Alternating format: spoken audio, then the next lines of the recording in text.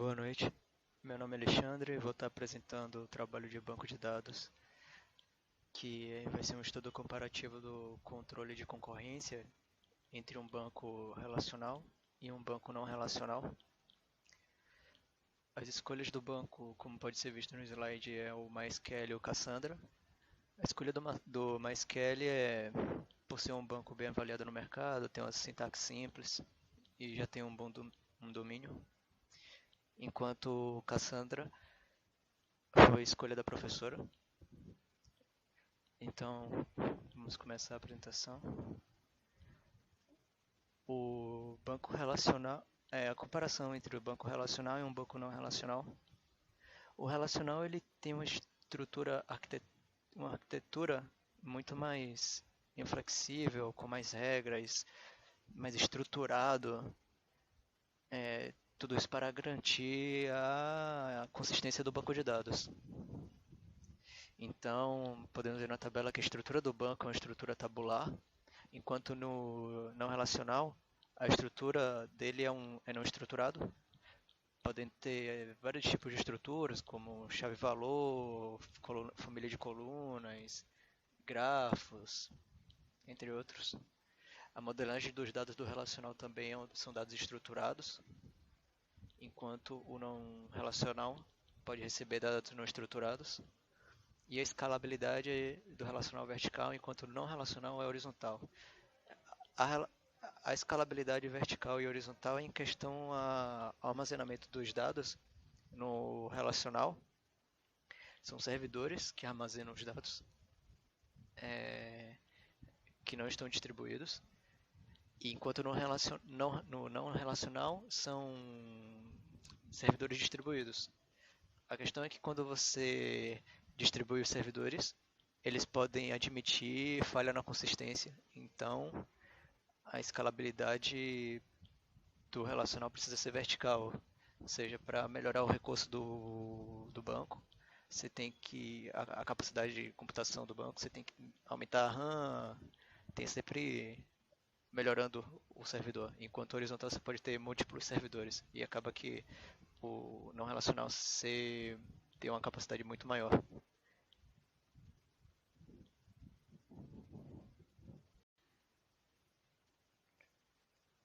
Tá, agora a gente vai falar sobre agora o problema da Big Data.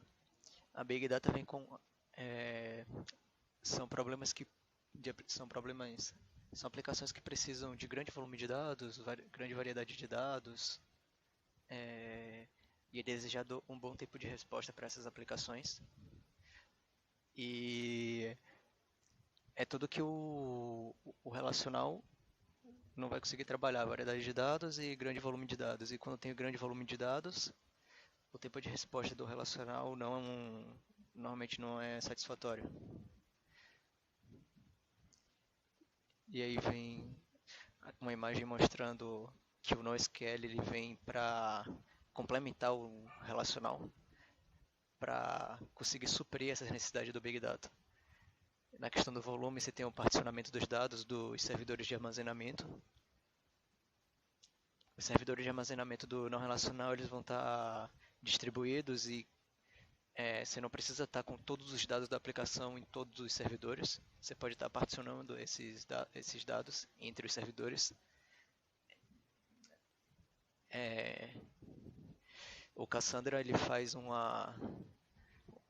tem uma característica na arquitetura do Cassandra nesse armazenamento que ela tem a replicação e o particionamento dos dados. Ela particiona os dados e na hora de armazenar os dados você pode escolher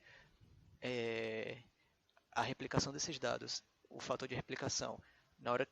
Se você escolher 2 ou 2, então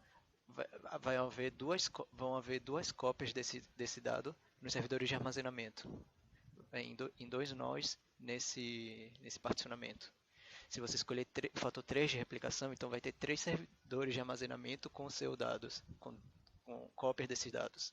E por aí vai. E quanto maior esse fator de replicação, maior é a consistência dos dados.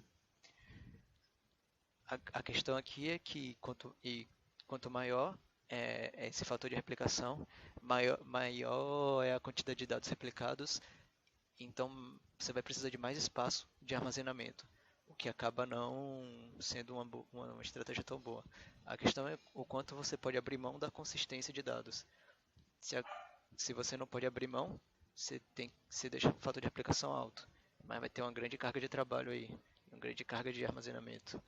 Se pode abrir mão, o Cassandra vai funcionar muito bem. Você pode abrir de certa mão. E podendo também ser reajustável essa consistência no Cassandra. Você pode escolher que, dado uma inserção, um update diferenciado, específico, você escolhe que o programa de gravação deu uma parada. Estava falando que, dado o caso o dado que você queira inserir no banco ou modificar seja de um grau de importância muito alto, você pode aumentar o fator de replicação dele.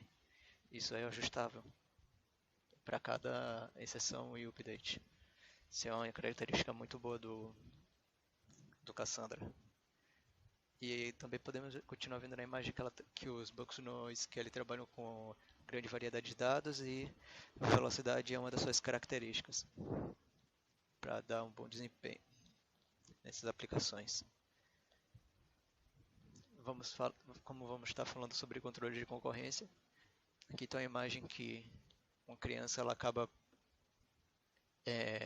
parando escolheram só a menor criança brincar, então ela ficava entrando e saindo do brinquedo e acabou que gerando um starvation porque as outras requisições, as outras crianças não conseguiram brincar. E por isso que controle de concorrência é tão importante. Pensando nisso, pensando nessa analogia com grandes bancos, precisamos estar trabalhando essa simultaneidade de dados de requisição que vão estar chegando no banco para que não haja nem starvation, nem deadlocks e a aplicação flua bem. O MySQL, o, o MySQL ele utiliza o protocolo Two-Phase Commit, que é o protocolo de controle de concorrência deles, do MySQL. Esse Two-Phase Commit é baseado em bloqueios e regras adicionais. Essas regras são para controlar o que, como após o bloqueio, o que vai ser feito e como vai ser a gerência desse bloqueio. Assegura a seriação das requisições.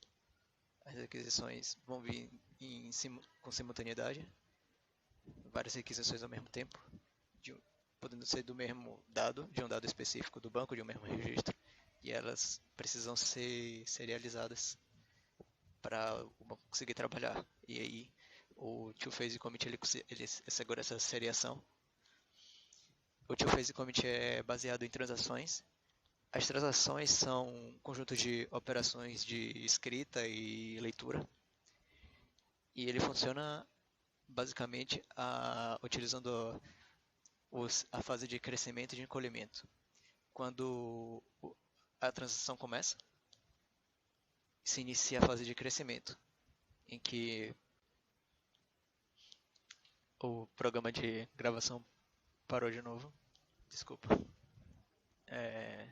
Ao iniciar a fase de crescimento, no momento que você começar a escrever alguma coisa, em algum registro, você bloqueia aquele registro. Se ele tiver desbloqueado para poder ser escrito, você bloqueia ele.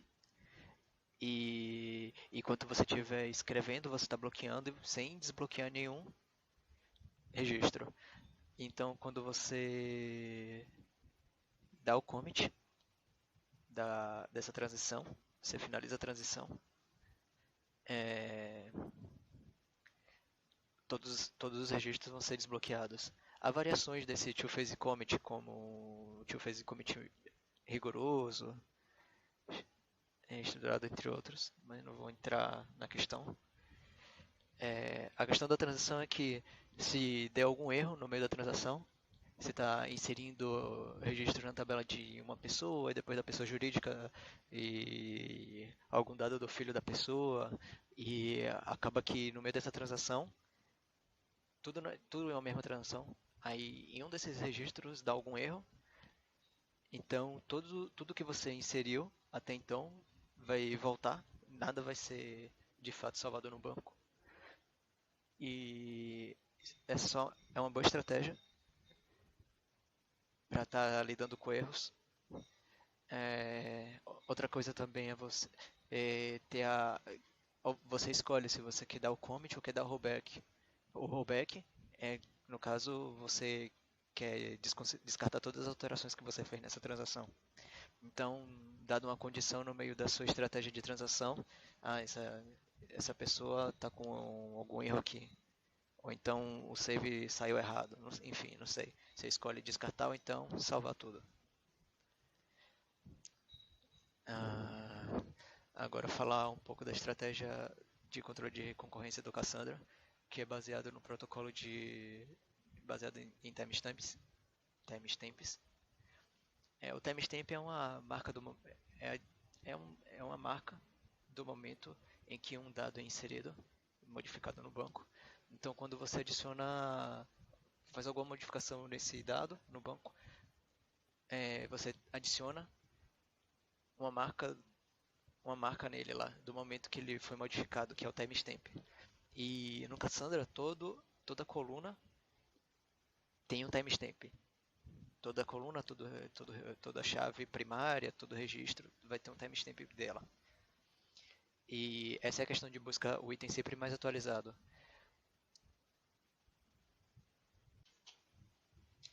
O Cassandra ele possui um algoritmo para fazer a varredura da, da leitura dos dados no banco, que passa pelo S-Tables, pelo o filtro Bloom, o cache, entre outras coisas, para pegar todas as modificações dos dados.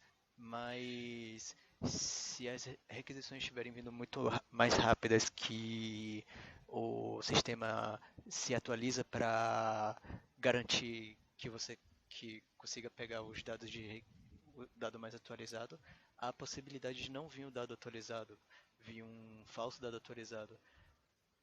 Por exemplo, quando você faz uma modificação em um nó e ele vai ser replicado em três nós, e aí quando você estiver você vai fazer uma busca logo na hora que atualiza esse nó, ele tiver passado por esses três e esses três nós já, ele não verifica esses três e ele termina de ler os outros nós, e aí você tem você tem uma consulta depois da modificação em que vai trazer um dado desatualizado. Então, se você quer trazer sempre o dado atualizado no Cassandra, você precisa aumentar o fator de replicação para melhorar a consistência do banco. Só que isso vai trazer mais cargas para o banco, mais cargas de trabalho e de armazenamento. O timestamp ele garante a seriação das requisições, que é por tempo. Se uma modificação vem depois que ela já foi que alguma coisa já foi modificada, essa requisição é reiniciada.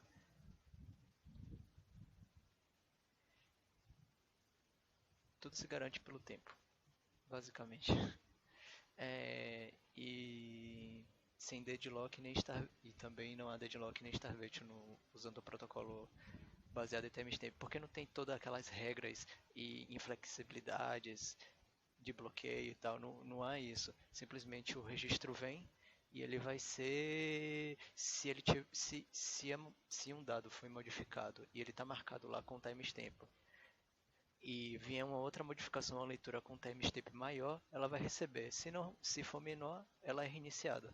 A modificação com timestamp menor vai ser reiniciada para pegar um timestamp maior do que está escrito lá no banco. E é assim que funciona. E é isso.